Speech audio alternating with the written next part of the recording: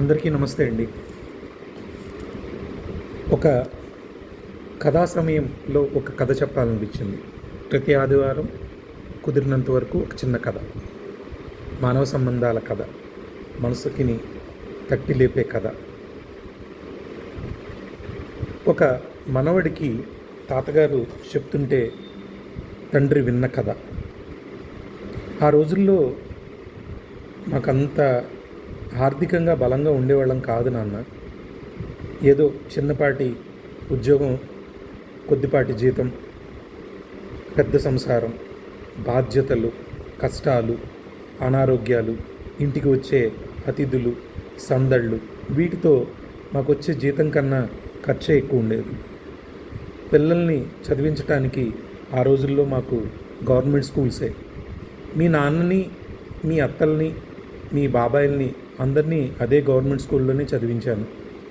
వాళ్ళు ఉన్నత చదువులు చదవాలని ఎంత ఆశపడ్డా నా ఆర్థిక స్తోమత దానికి సరితూగేట్టుగా ఉండేది కాదు నాన్న. కానీ బాగా చదివే పిల్లల్ని కాస్త ప్రోత్సహిద్దామనే ఉద్దేశంతో అప్పులు చేసి కష్టపడి నాకు తోచినంతలో వాళ్ళు ఆశించిన స్థాయిలో చదివించానో చదివించలేదో ఈరోజుకి నాకు తెలియదు. కానీ ఆ స్థితిలో వాళ్ళని చదివించడానికి ప్రయత్నం చేశాను.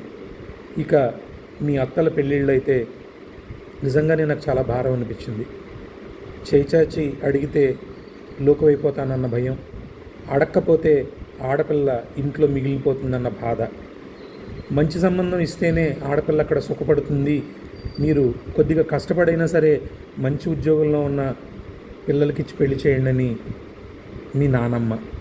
ఈ మాటలన్నిటిలో నా బుర్రలో తిరుగుతూ చాలా రాత్రులు నిద్ర పట్టేది కాదు. నిద్ర పట్టినా పట్టకపోయినా నా ఆలోచనలు ఎప్పటికీ తెగేవి కావు.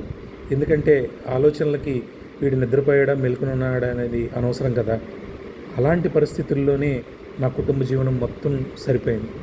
అయితే భగవంతుడి దయ వల్ల గవర్నమెంట్ ఉద్యోగం అవడంతో నేను చేసిన అప్పులన్నిటికీ నా యొక్క రిటైర్మెంట్ ద్వారా వచ్చిన డబ్బుతో మొత్తం అంతా తీర్చేశాను. కానీ ఎప్పటికీ నాలో ఒక వెలితి ఉంటూనే ఉంటుంది నాన్న.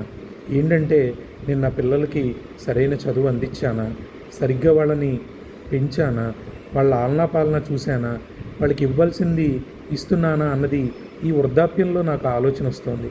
ఎందుకు వస్తుంది అంటే ఇవాళ మీ నాన్న మిమ్మల్ని పెంచే తీరుని బట్టి, మీ నాన్న మీకు ఇచ్చే సౌకర్యాలను బట్టి నాకు అనిపిస్తూ ఉంటుంది. నేను సరిగ్గా నా పిల్లల్ని పెంచలేదేమో, వాళ్ళని సరిగ్గా వాళ్ళకి ఇవ్వాల్సినవన్నీ ఇవ్వలేదేమో అని ఒక చిన్న బాధ ఉంటుంది నాన్న. తండ్రిగా ఆ బాధ నాకు ఈ వయసులో ఎందుకు కలుగుతోంది అనేది నాకు అర్థం కావట్లేదు. అయితే నాన్న, ఇదంతా నీకు ఎందుకు చెప్తున్నానంటే నీ వయసు ఇప్పుడు 17 ఏళ్ళు. ఓ 17 ఏళ్ల వయసులో ఒక తాత ఎలా తన బిడ్డల గురించి ఆలోచిస్తున్నాడో రేపొద్దున నువ్వు కూడా నీ బిడ్డల గురించి అలా ఆలోచిస్తావు. ఎందుకంటే ఈ మధ్యలో ఉన్న వ్యక్తి ఉన్నాడు చూసావా, మీ నాన్న కూడా నీ గురించి అలాగే ఆలోచిస్తున్నాడు నాన్న. అప్పుడున్న కాలమాన పరిస్థితులను బట్టి నేను అలా పెంచగలిగితే మీ నాన్న మీరు కోరుకున్న కోరికలను బట్టి పెంచలేకపోతున్నాడేమో అన్న బాధ కూడా మీ నాన్నకు కలుగుతూనే ఉంటుంది. ఒకటి నాన్న, ఏ బిడ్డ అయినా సరే బాగుండాలని ప్రతి తండ్రి కోరుకుంటాడు.